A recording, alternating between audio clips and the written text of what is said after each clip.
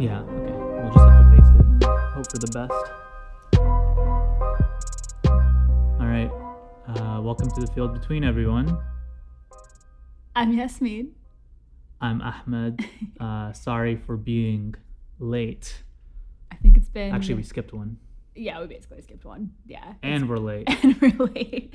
It's been 12 days since we released an episode, about 2 weeks since we've recorded. And we've missed y'all. We're happy to be back. Yeah. You're going to have to speak up a lot. Okay. For this microphone. We're in the middle of moving, so we're using a different microphone. Yeah, I packed up all of our podcasting stuff. So we're both sharing a mic. And I don't really know what the diaphragm on this mic is like. So it's looking like the signal's coming in kind of low. And it probably is. I'll try to fix it up in post, but I hope we don't. I hope we don't fuck up the entire thing. This will be a good test for me to project. Yeah. It's always a good test for me. But yeah, we're almost, our end game is kind of scrambled, but we've got it figured out. So we're recording this on a Monday. The movers are getting here this Thursday. Ahmed is driving to Pennsylvania with some of our stuff Friday. And then Thursday, I'm going to New York for a family function I'm really looking forward to. Long story short, movers are dropping things off on Saturday.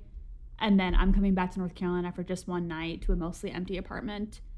And then I'm flying with our cat Tuesday. So by Tuesday, Ahmed, me, Batata the cat, we will all be in Pennsylvania. Yeah. But we're kind of getting there at different times. We may, I'll try to do, just to make up for a missed episode, we've got a special episode, solo episode of just me planned.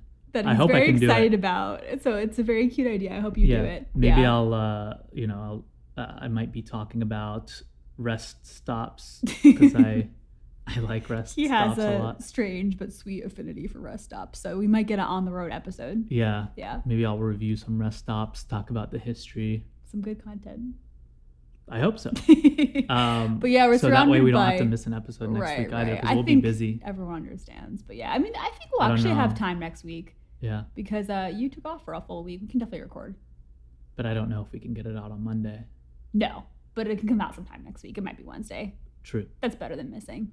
Anyway, don't hold us to any standards. Not that anyone cares, but yeah.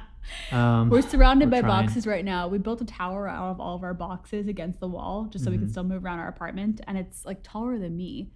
I'm like 5'4". There's like a box worth above my head of the tower. So nothing like lining up all of your boxes to realize how much shit that you have. I'm just shy of 5'4". Yeah. Shy of 5'4". I'm 5'3" 3/4. Wow. Yeah. Just got 5'5" energy. Did you think I was 5'5"? I don't know. I never really considered your height. I always thought it was changing. Considered my height? What do you mean? No, I never looked at you and said you're this height. I looked at you because I was like, oh, I want someone taller than me ideally. But really? I saw that you were taller than me. Yeah, though I actually dated quite a few short people. Yeah. But yeah, the ideal was taller. Right. So you achieved that. I'm a proud 5'11". A lot of 5'11" guys will say that they're 6 feet. Uh-huh. You own the 5'11". That's me. Yeah. No, it's good. You wear it well. Thanks. Besides moving, I'm trying to think, do you have any other updates? It's really just been packing.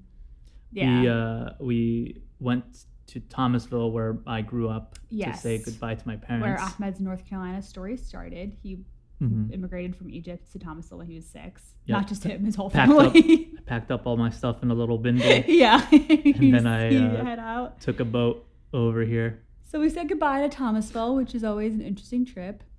We paid our respects to the big chair. Yeah, it's huge.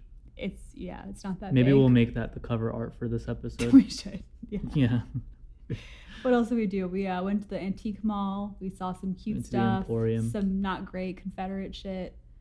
There was a hat. Maybe I'll make this the cover art. No, don't. It's not good without context. There was a Confederate flag hat that said Rebel Pride, and I just thought that was because it's Pride Month, and I was like, is this the kind of pride? Probably not. It's probably their answer to that, but yeah. It'd be an interesting overlap.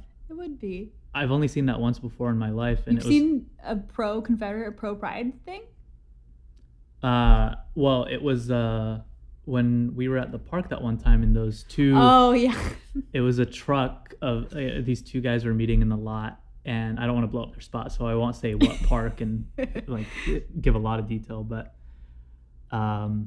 it was these two individuals who I saw meeting at a park next to their trucks, which had a lot of like AK-47 stickers, Confederate flag stickers. They were wearing cowboy hats.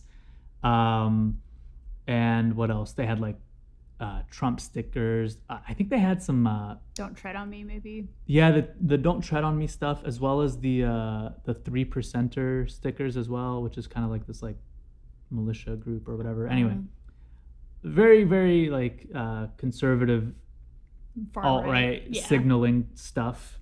And like I said, they were meeting each other in the parking lot wearing cowboy hats. I did a lap around the park, and I came back later, and they were sitting under like a little a shelter, and they were wearing like, not full, but they were wearing like furry ears and tails and paws. They were foxes, right? And it was two people who appeared to be men. We don't know what they identify, but right. Yeah. And there's trickiness too with like when you're, I don't really actually presume to speak. I don't know if anyone who listens to us is a furry and wants to tell us. I don't know how they identify when they're in their kind of like furry state. Oh, are they not men at all? I don't know. Yeah, I don't know. That's interesting. Yeah. But anyway, yeah, I was just like, wow, this is a very interesting confluence. Like they could only have met on Reddit. I was gonna say they had to have met on like the most specific ass Reddit thread ever. That was like gays for Trump and furries intersect. Exactly. Yeah. It was. It was actually kind of beautiful intersectionality. I was gonna say, obviously, fuck the Confederacy. Fuck anyone who upholds the Confederacy. And it was interesting that they found each other. Yeah. Yeah. A testament to the power of the internet. And the mixed bag that is North Carolina. Yeah. Yeah. Very. This is what people mean when they say it's a purple state. Right? I think. I think you're right. It's a good illustration of that. Yeah. Yeah. Anyway, so we were in Thomasville. We mostly just sat around, and my parents loved to show us videos of all the development going on in Egypt, and we ended up watching a lot of Sisi propaganda stuff. If you're not familiar, Sisi is the current leader of Egypt, and very Trump vibes, just kind of like military dictator, and just like is doing a massive amount of development, and essentially is moving all the government buildings that were hubs for protests around Tahrir Square, moving them really far out so they're hard to access for everyday people, and then also relocating a lot of poor people. Specifically they were watching videos of construction in an area of Cairo called Maspero Square, Triangle. It's a triangle. And it's an area that, I mean, rightly, people have felt uneasy about it just because there is a lot of like crumbling infrastructure in the area. Of course, it's a low income, like very poor section of the city. But there are people who have lived there their entire lives, like for decades, and they have land there, they have their communities and families there. And it was just funny because we were kind of just trying to ask my parents, because Dad was showing us this video, and he was just like, yeah, you see, they cleared out the slum, and they, it was previously inhabited with all these poor people. And they always say low-class people. Low-class people. Yeah. And I was just like, okay, so where did they go? And it seems like the propaganda line is like, oh, well, Sisi actually, offered to buy them out of their places, also gave them guarantees that if they wanted to come back after the construction, that he would build them housing. So all of this housing, it will also accommodate them, which sounds nice on its face, right? It's like, okay, well, they're fixing it up and all that. And I think it's like a good thing to want to believe.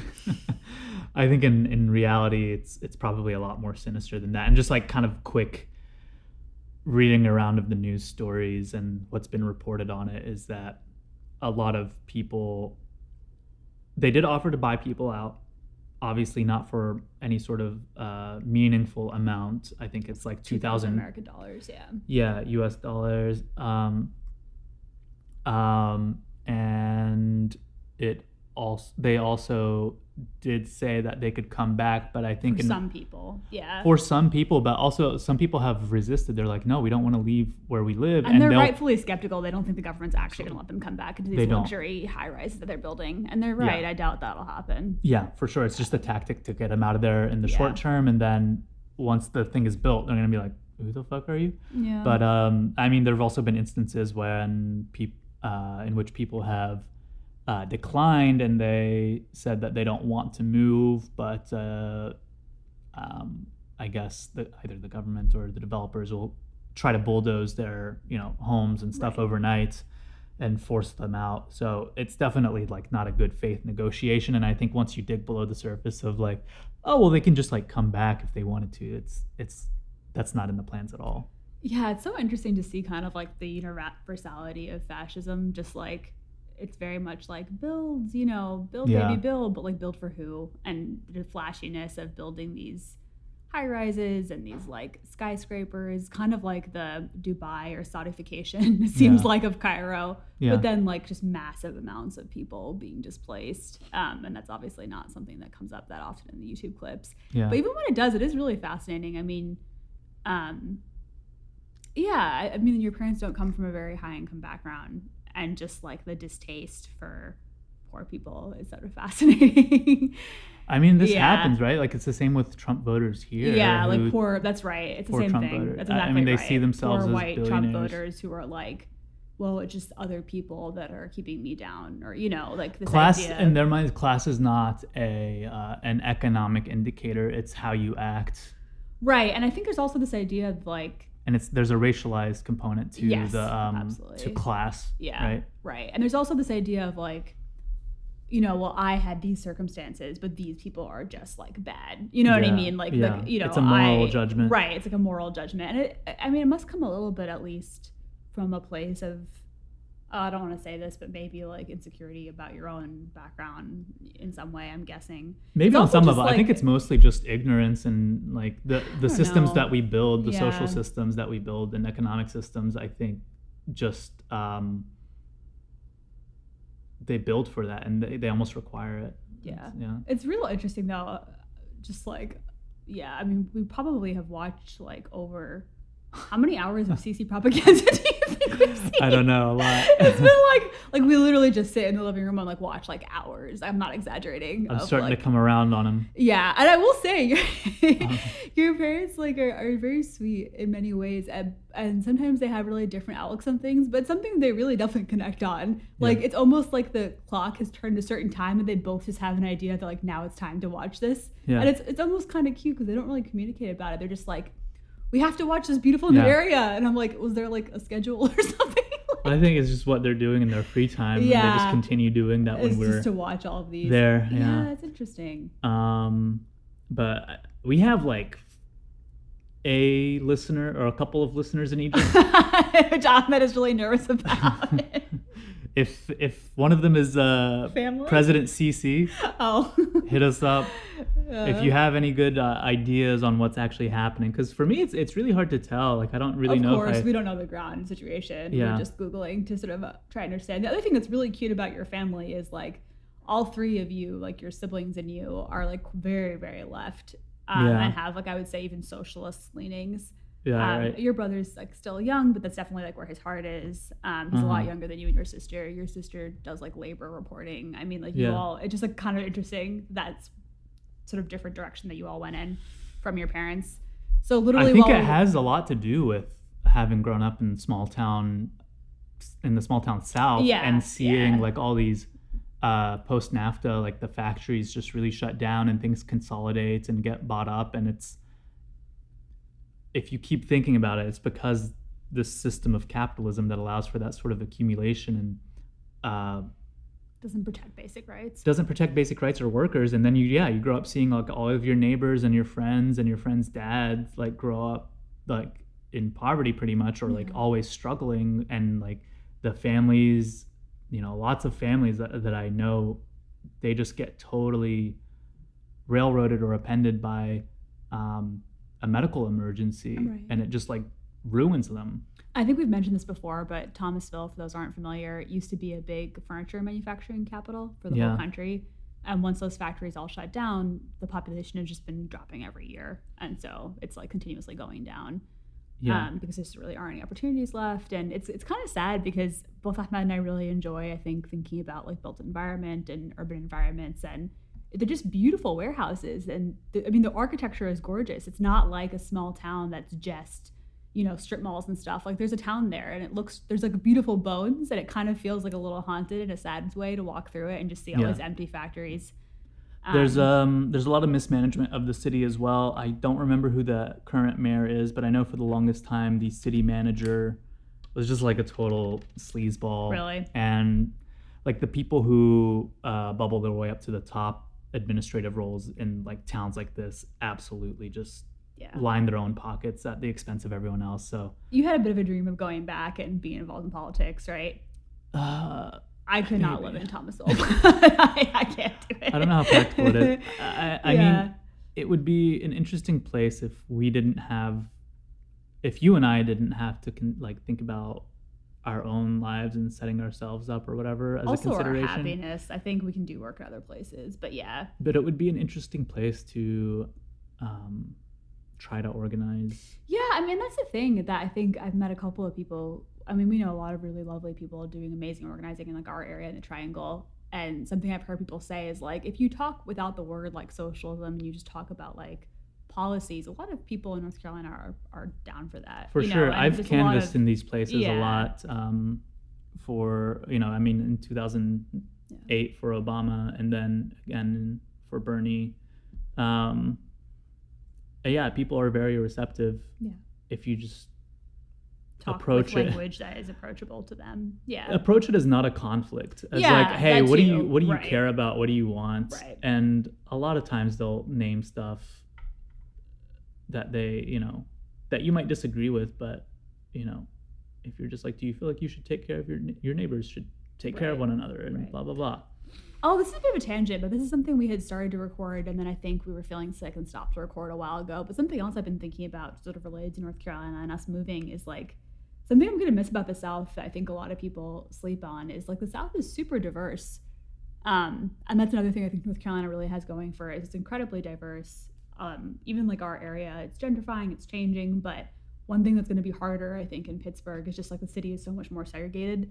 And I think that's really common for a lot of northern cities. It's interesting because like as someone who's from the North, as someone who grew up and was born and bred in Brooklyn and still loves Brooklyn and still reps Brooklyn, I hear all the time from people like, oh, like, how is it in the South? Like, are you hanging in there? And I'm like, I don't know. I just think that people have this idea that it's like this backward place. And I think they're forgetting about all the people on the ground who are organizing here, who are doing incredible work. But also they're not really looking in their own backyards and thinking about like the redlining that made New York what it is. Or I know so many people in New York whose friend groups are like all white, for example. And that's really common. And I'm not saying that that's like a bad thing, but it is something that people tend to associate with the South. And this is a bit of like a rant, but seems statistically unlikely in New York.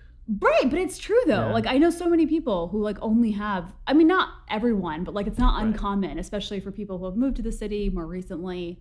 And just if you walk through the downtown of like where we live in Durham, North Carolina, even though Durham is changing a lot, it's incredibly more diverse than walking through Pittsburgh, which is very much like neighborhood by neighborhood, different groups. So yeah, that's something I'll really miss about living here. Yeah. Who knows?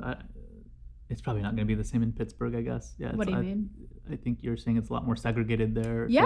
I mean, we were like in line waiting for to get like this sandwich, and we finally saw someone who was Stacey, and we were like, there's one, And I've looked at the demographics. I can see that there are people who are not white in Pittsburgh, but they're clearly like living in neighborhoods by themselves. Like, not like there's, They're not well integrated. Yeah, they're not well integrated into the whole city. Yeah.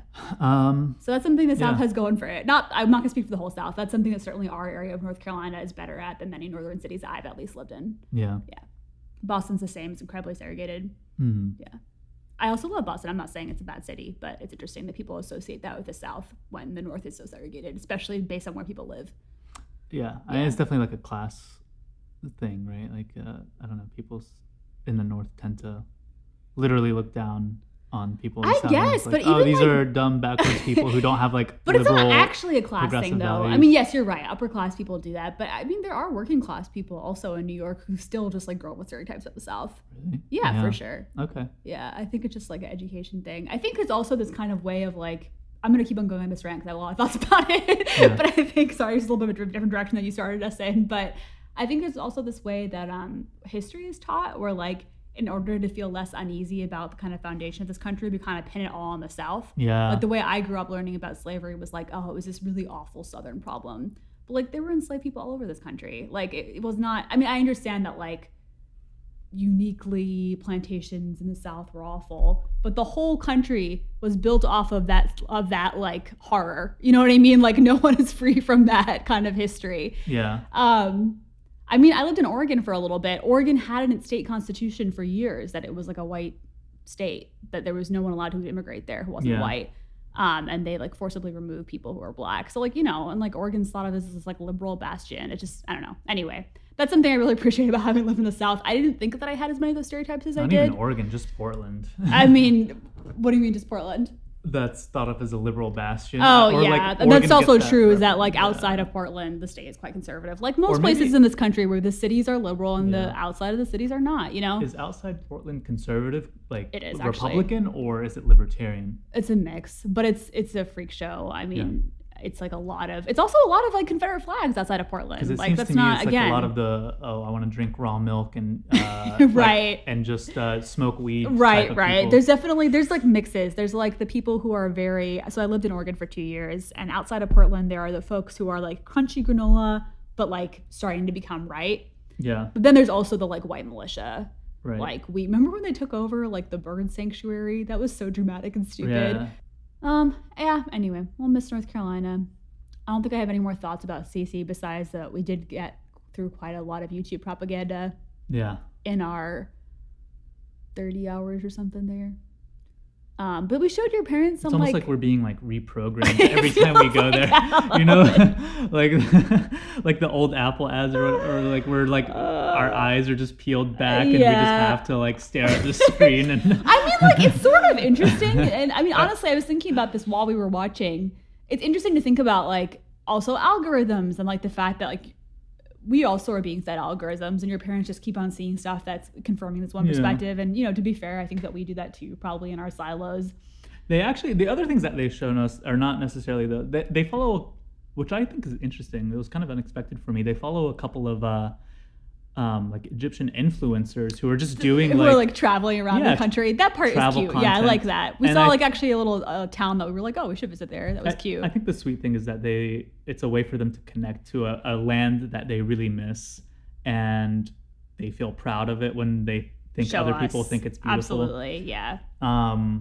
But yeah, there was I think it was called Siwa. Yeah. There's like a resort or something that they showed us that looks pretty cool. It was beautiful. Yeah, I would go one day. Maybe there's some fucked up history there that wasn't apparent in the video. Yeah, we're not responsible for what we didn't learn outside of this YouTube video, but actually there might be, because I guess there are I don't know. There are Amazigh people, which we didn't know. I actually also did not know. Yeah, I lived in Morocco for a bit. Amazigh people are like indigenous to like Morocco, Algeria, Tunisia. I didn't know that there were Amazigh people in Egypt. That was really interesting. I did not. It's a part that's bordering Libya. I guess that makes sense. A little bit closer to like Maghreb, but yeah, I had no idea. So we learned some stuff too. You know, that was good. Yeah. And then we showed, I thought it was super cute and a good way to connect with them, because sometimes we have like a bit of a communication barrier, even though there's a lot of goodwill there. We showed them videos of Pittsburgh, and that was really fun. And like your dad seemed to really enjoy that, and that's like a way to like for them to see where we're going. And he got that they were mountains, and your dad's an engineer, and he's also kind of interested in his own way and built landscape and buildings and stuff. So that was fun. Yeah. So I want to give an update. We had a whole episode on this letter that went out that was signed by 100 imams. I think we called the episode something like, was it Don't Ask, Don't Tell, but Make It Muslim, which was a great title you came up with. I just wanted to give an update to that I think a lot of the things that we predicted in that episode unfortunately have come to pass. And there in fact has been a really interesting sort of turn rightward that we've continued to see articulated by these leaders. Yeah. So Yasser Qadhi, who was a prominent imam, came out with a statement shortly after that first statement explaining why Muslim Americans should not align with progressives. And he and Omar Suleiman, who has really done like a 180, like Omar Suleiman used to be a fairly progressive imam after the Pulse shootings that happened in Florida, which was a shooting at a gay club. He was one of the imams who came out and like spoke in solidarity with the LGBT community. Yeah. Dude is like seriously eating his words now. And he was asked like, is there any way we could work in coalition with queer groups? And he was like, no, that's un-Islamic, like point blank. Whoa. Yeah. What the fuck? So I was not expecting that. Yeah. So there's definitely been like an interesting shift rightward. And I think we got to bring back Islamophobia. That's, I mean, we need to like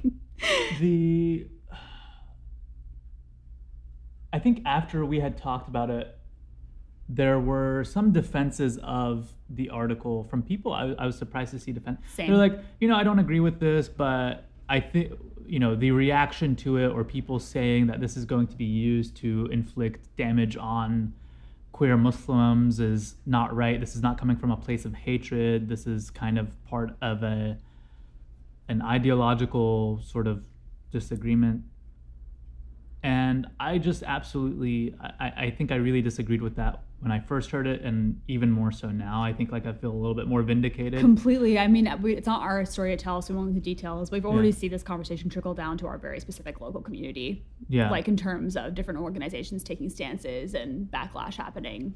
Yeah. Absolutely. I think like a lot of right-wing people have been like very emboldened by this statement, just like we thought from the beginning. It only served really to give people cover, right?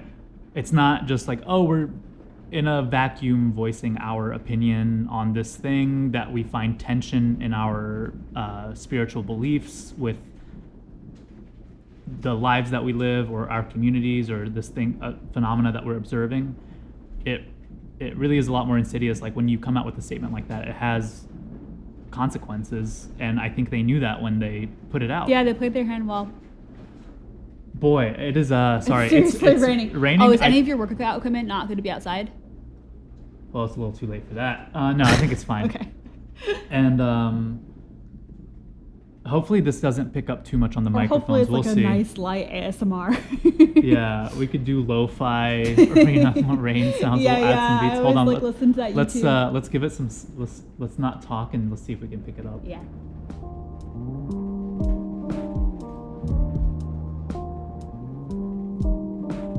We have these massive windows I'm really gonna miss. Yeah. That are so nice for when it's raining. It really is nice for the rain. Probably good that you did not go to the quarry. Yes. I've become so social in my unemployment. Missing a single social engagement felt like a serious loss, but I realized that I had to do my dissertation edits because that dumb project is never over. But anyway. Make revisions. I have to make revisions, yeah. I'm going to finish them tonight. Every step is actually 3 steps. I'm still a doctor. I have to technically do that to turn into the grad school. Yeah. But yeah, going back to this rightward shift, I think you're totally right. I think that unfortunately it has kind of trickled down. Yeah. And I think that they got to strap up and get ready for a losing fight. I think it's a generational shift. I think ultimately it's going to be fine, but I think it'll be messy for a couple of years. And it really, I don't know, it just makes me mad. Especially, honestly, the Omar Suleiman flip is kind of incredible. Like, from the Pulse shooting to now, is like, it just feels very disingenuous and kind of icky. But it's weird. I didn't follow him that closely, but it is really still kind of like a surprise for me. I used to like watch his videos on Yakin during Ramadan and stuff. I still probably will, honestly, because who else am I going to watch? Yeah. But But anyway, that was my only update with that. It's continued to be a mess, and there's outside of the LGBTQ issue, though they're really harping on that, there's been like more of a general don't trust progressives kind of push from these folks. And a bunch of I think there was like a protest at a school in somewhere Michigan, in Michigan. Yeah. Michigan is an interesting case study. I've seen a couple people on Twitter commenting on it because the Detroit Muslims are very liberal. Yeah. And then Dearborn, which is only a 40-minute drive away, is very conservative. Mm-hmm. So there's an interesting split there. Yeah. Yeah. It's basically, that's the thing, honestly. American Muslims are just Americans, right? That's, again, like a city to suburb split, I guess. Right. Okay, UPS. Yeah, you were way ahead of the story, so I'm excited to hear you talk about it. I wasn't that far ahead, but You were in my I was just news talking to you ecosystem. about it. Yeah. But there really wasn't a lot of mainstream reporting. Until very recently, yeah. Yeah. So the UPS Teamsters have been negotiating since April with UPS. They haven't come to an agreement yet on their contract, and they're calling for a they strike just starting authorized. August 1st. Yeah, they just authorized the strike by it was a 97% Wow, approval. that's high. Yeah. And yeah, I was talking to Yasmin about this, and I was like, I haven't really seen like a lot of New York Times reporting, no mainstream. The one article that I really had seen was in CNN. It was like UPS Teamsters threatened to destroy or could have severe consequences for economy, right? Which is like, yeah, that's the name of the game, but it kind of spun it as like, look at what these Teamsters are doing to our economy. That's very similar to, I think, the reporting on the potential railroad strike, which ended up not going through. Yeah. Where everyone was like, the packages will be so late, which is true. I mean, it would be a bummer, obviously, but there was not much about like, these railroad workers are working a lot and not getting fair compensation. Yeah, the Times came out with a piece 2 days ago, but I think you started bringing this up with me maybe 2 weeks ago. And again, this kind of gets back into this gets into like our kind of news silos. Like I'm not as good as reading the Times as I used to be. I listen to NPR's like kind of morning daily recap every morning of top stories. And this story was not there, which is really interesting because it would be like the largest strike, you said, in American history, right? At least the largest strike, I think, what I've read since 1959. Yeah, so it's kind of crazy that it didn't get 340,000 Teamsters. Earlier. I wonder if partially they're waiting to see if it goes through since they called it for August 1st. But even then, it seems like it should be getting more coverage. Yeah, and a couple things have happened, I think, since we last spoke about it. So earlier this month, a young delivery driver died in his truck.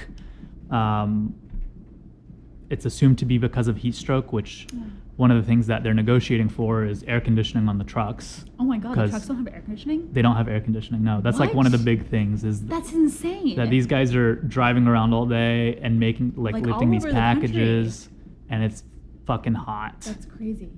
So it's presumed that he died of heat stroke. And this was the day after his 24th birthday. His name is Esteban Chavez. So very sad, but also an illustration of like when these companies don't respond or negotiate in good faith with the union, like it has consequences, and like the union's not being unreasonable. They're right. like, and we are living through such an exciting moment, and that I feel like there's been, at least within my lifetime, this is the most talk of unionization I've ever heard. Yeah.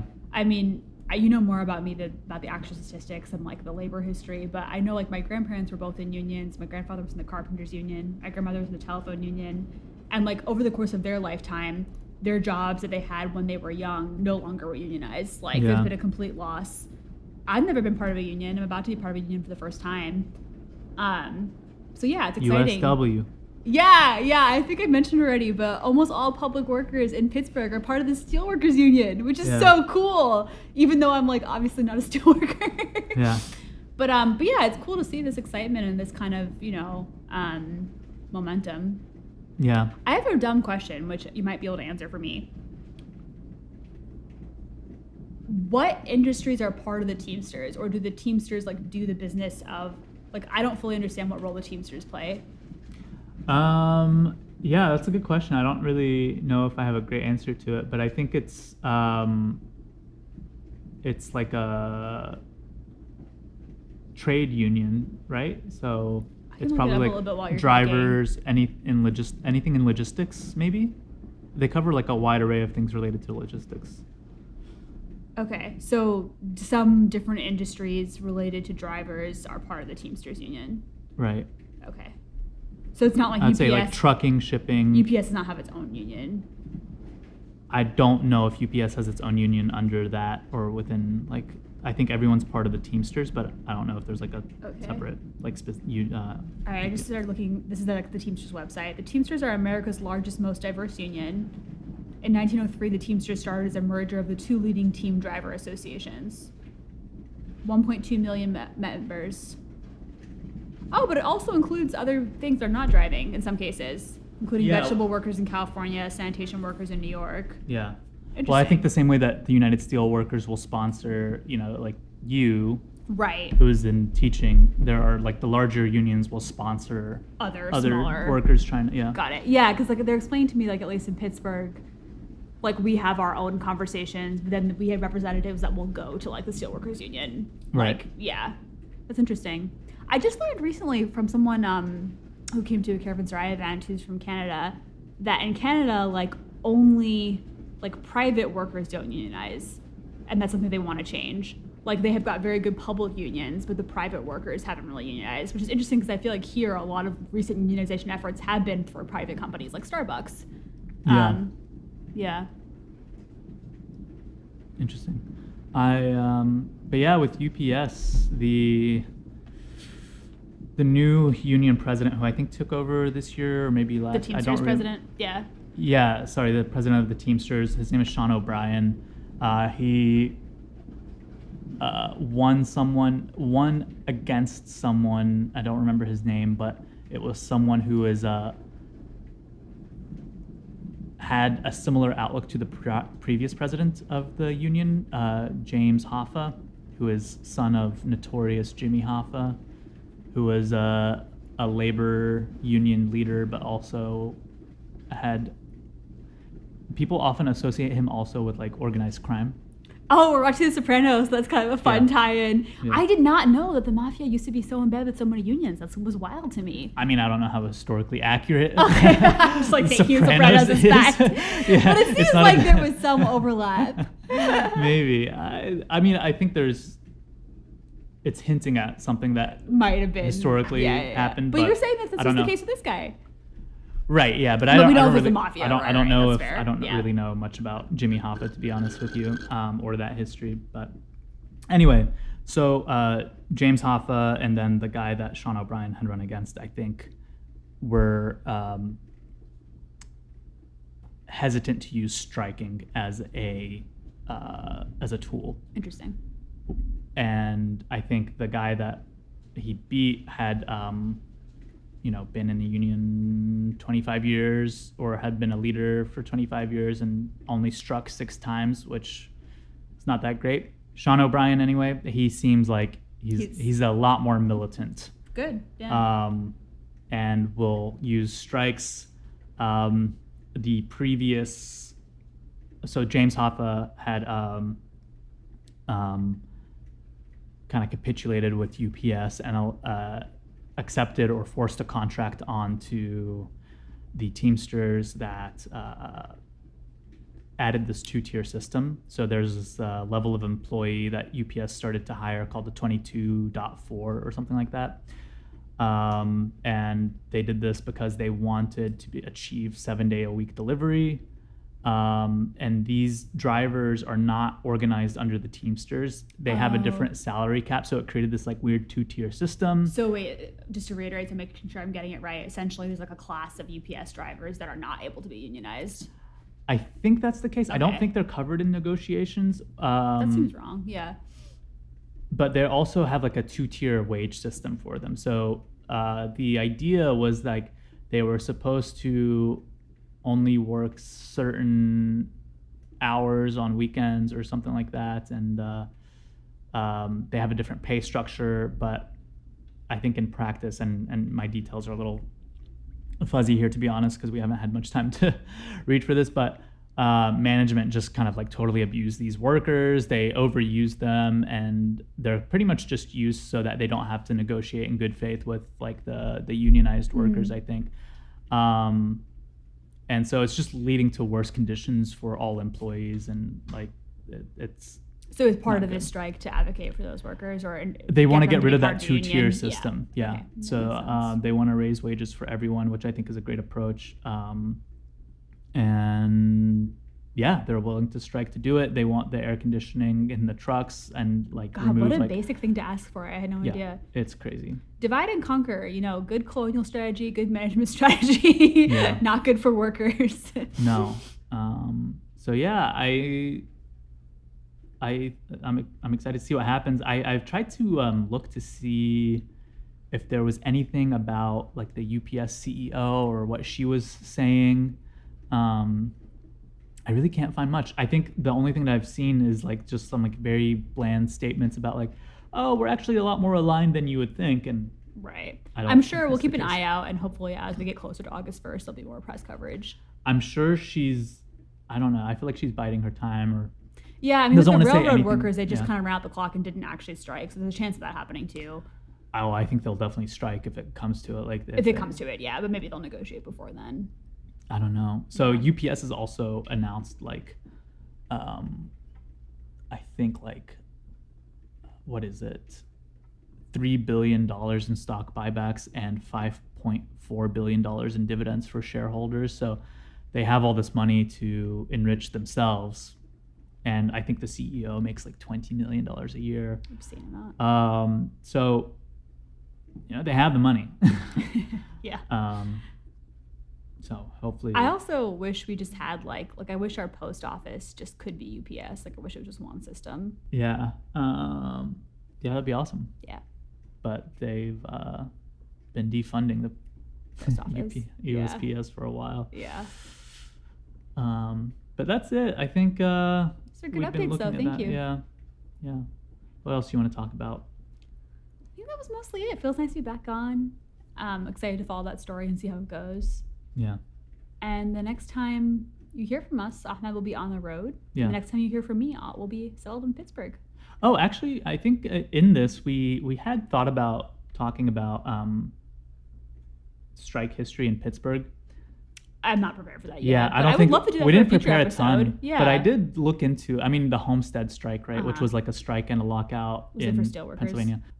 If you want to give us a little taster, go for it. But Well, I just thought it was interesting because I was looking into the history of it. Anyways, so yeah, we don't have to dive too deep into it now, but it was ended in a pretty significant, like violent battle between like private armed security and the strikers. And this was like one of the more notable uses of like the Pinkertons.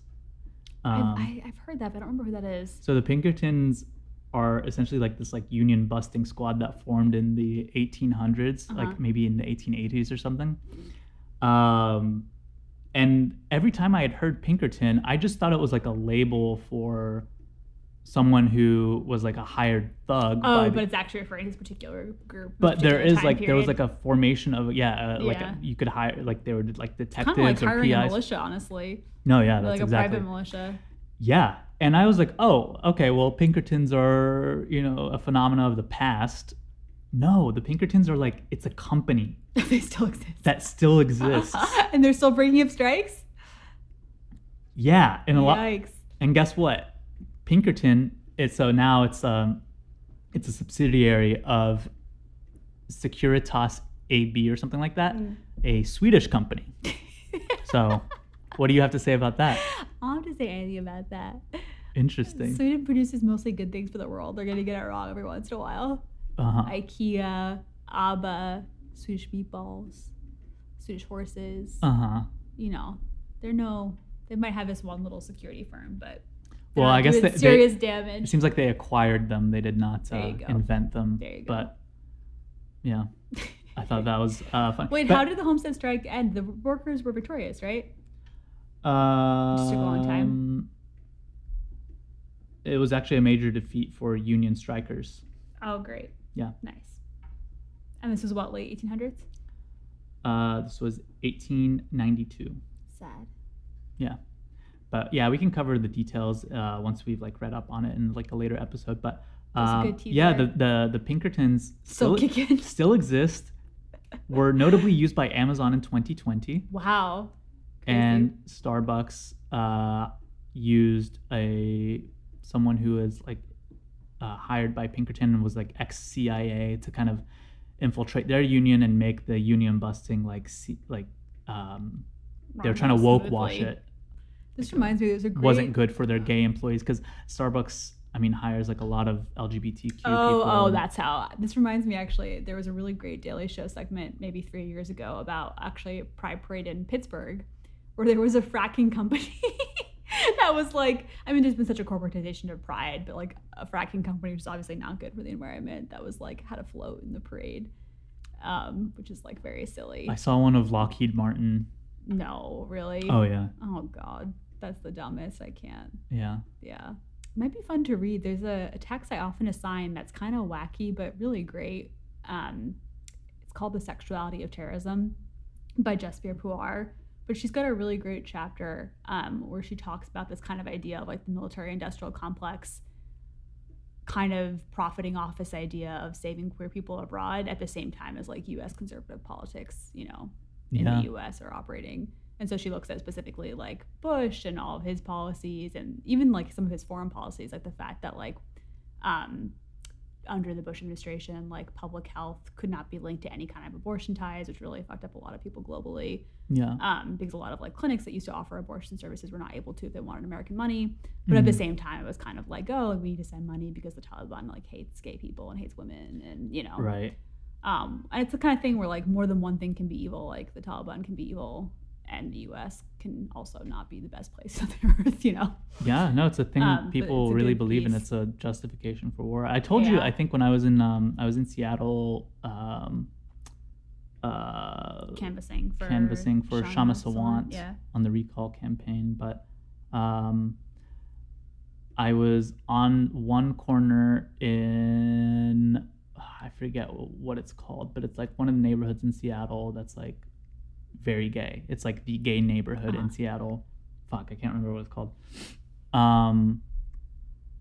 But this person came up to me and like realized that I was campaigning on behalf of Shama Sawant and just starts like yelling at me, and it's just like, Shama, like she hated her. She thinks like leftists are all like, I think like cucks or whatever is what like she had said. And this was a trans woman who just like looked at me. I didn't even tell her my name or anything, and she was just like, oh, I bet you want to like behead me just like those ISIS guys. I bet you just like want to rape me, and like said all this like awful shit. Oh, like based on you looking Muslim to her? On looking Arab, yeah. and then like I guess Muslim or whatever. It's like, well, I have rights here, blah blah blah, and I bet you fucking hate that, don't you? Like, oh, God. She's like, what has Africa ever given the world? So she was like straight up like white supremacist, like but trans, yeah. And it's kind of intersectionality we don't like would not back off like for a good like 10 minutes, and had hinted also that her and her group of online friends were planning something big for September 20th of last year. I didn't hear anything, so I didn't couldn't hear have gone too well. Yeah. That's strange. She's like, wait and see. She said she seemed to think that I was in trouble. Interesting. Come September 20th, but you know, I'm here now. I made it. Those kind of intersections are so weird. Yeah. That's like, I think I've talked about this before, but when I was working at the Pluralism Project for work to write a report, I went to an Act for America. Is it Act for America? I think it's Act for America protest against Sharia law. Act for America is like the biggest kind of anti-Muslim hate group in the U.S. And it was during Pride Week, and it was very confusing because there were people on both sides with like pride flags. And the thing that I found most confusing was like no one seemed to know like what the fuck Sharia law was. Like people were like, Sharia law is good, and then other people were like, it's bad. And I was like, it just was a really strange conversation. Yeah. Yeah. Anyway. Sorry we're late. Happy Pride Month. Bear with us. Once we get set up, yeah, it'll be smooth sailing. We'll maybe have like a legit podcast studio in the new place. Whoa. Yeah, like I've got plans. In the basement? Yeah. That'd be cute. That would be cute. Yeah. I bet the acoustics down there are pretty good too. Yeah, that's true. With the water heater. Well, maybe not. The HVAC. I think I'll just do it in our bedroom. But yeah, we're looking forward to talking to you soon. All right. Bye. Bye.